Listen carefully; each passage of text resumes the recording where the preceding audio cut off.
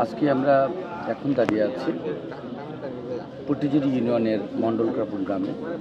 আপনারা জানেন যে আমাদের অত্যন্ত প্রিয় দীপঙ্কর দাস দ্বীপ আমাদের মাঝে নেই। কিছুক্ষণ আগে তার মরদেহ এই মণ্ডলগ্রাপুর গ্রামে এসেছে। আমি পটিজুরি হাই স্কুলের একজন শিক্ষক। এই গ্রামের সাথে ওতপ্রোতভাবে আমরা জড়িত। সবচেয়ে বড় ব্যাপার হলো, অনেকেই জানেন না যে দ্বীপ আমাদের বাহুবল উপজেলার সন্তান। মারা যাওয়ার পরে প্রকাশিত হয়েছে সে আমাদের বাহুবল উপজেলার পটিজুরি ইউনিয়নের মণ্ডলগ্রাপুর গ্রামের সন্তান।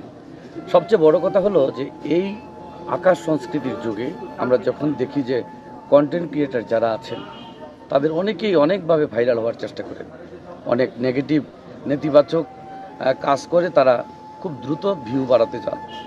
এই জায়গাতে দ্বীপ সম্পূর্ণ ব্যতিক্রম। সে এমন কন্টেন্ট বানাতো যে পরিবারের সদস্যদের নিয়ে, বাবা মা ভাই বোন সবাইকে নিয়ে একসাথে তার কন্টেন্টগুলো দেখা যেত এবং একটা নির্মল আনন্দ আমরা পেতাম। আমি যদি আমার কথাই বলি, আমি আমার ছেলে এবং মেয়ে, আমার ভাগনা ভাগ্নি, তাদের অনুপ্রেরণায় কিন্তু আমি কন্টেন্ট দেখা শুরু করি। খুব বেশি যে কন্টেন্ট দেখা হয় তা না, পরবর্তীতে দ্বীপের প্রতিটি কন্টেন্ট আমি দেখতাম। এবং আমি না, শুধু আমার মনে হয় শুধু বাংলাদেশ নয়, বিশ্বের বাংলা ভাষাভাষী যেখানেই আমরা আছে এমন কোনো দেশ নেই, এমন কোনো মানুষ নেই যে দ্বীপের কন্টেন্টগুলো দেখতো না। এবং দ্বীপ মারা যাওয়ার পরে আমরা বুঝতে পেরেছি দ্বীপ কতটুকু জনপ্রিয় ছিল। আমার মনে হয় যে সিলেট বিভাগে নায়ক সালমান শাহ মারা যাওয়ার পরে যে একটা উত্তাল অবস্থা তৈরি হয়েছিল, দ্বীপের হলো বোনা সেকেন্ড ব্যক্তি যার মৃত্যুর পরে আমরা দেখেছি হিন্দু, বৌদ্ধ, ইসলাম ধর্ম, প্রত্যেক ধর্ম বর্ণ নির্বিশেষে মানুষরা তার জন্য কেঁদেছে। একটাই কারণ যে সে অত্যন্ত পজিটিভ কন্টেন্ট তৈরি করত এবং সকল শ্রেণীর মানুষ তার কন্টেন্টগুলো দেখতে পারত। এখানেই হলো দ্বীপের সার্থকতা। এবং আমি মনে করি দ্বীপের এই কাজগুলো থেকে আমাদেরকে তরুণ প্রজন্ম যারা আছে শিক্ষা নেওয়া যেতে পারে। কারণ ভালো কাজ করেও, নির্মল আনন্দ দিয়েও যে মানুষকে জনপ্রিয় হওয়া যায়, দ্বীপ তার মধ্যে একজন। দ্বীপ মারা যাওয়ার পরে আমরা দেখেছি একেবারে ছোট থেকে বড়, মাঝারি, বৃদ্ধ, এমন কোনো মানুষ নেই যারা দ্বীপের জন্য কান্নাকাটি করেনি। আমি কখনো দ্বীপকে সরাসরি দেখিনি, আজকে আমি তার মৃতদেহ দেখলাম। অনেক ইচ্ছে ছিল যে দ্বীপকে আমি হয়তো দেখবো কোনো দিন, কিন্তু এই সৌভাগ্য আমার হয়নি।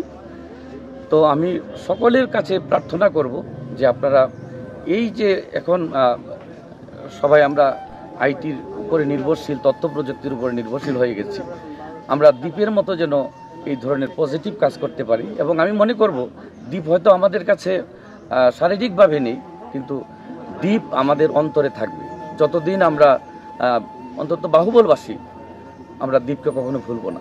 এবং আমি সবাই তরুণ প্রজন্ম যারা আছে তাদেরকে অনুরোধ জানাবো যে দ্বীপের এই পথ চলা যেন আমরা অনুসরণ করতে পারি, আমরা যেন পজিটিভ কাজ করি, সুন্দর নির্মল বিনোদন দিই।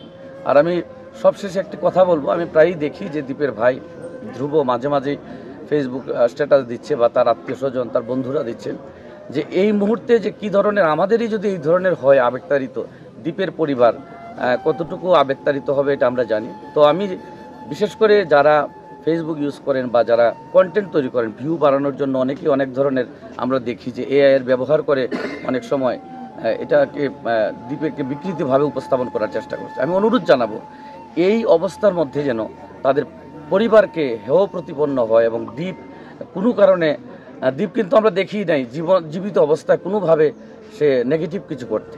তো এমন কোনো কাজ যেন আমরা করি না যে আমাদের একটু স্বার্থের জন্য যে দ্বীপের পরিবার যেন কলঙ্কিত হয় কিংবা কষ্ট পায়। আর এই মুহূর্তে আমি মনে করব যে দ্বীপের পরিবারের পাশে আমাদের সবার দাঁড়ানো উচিত।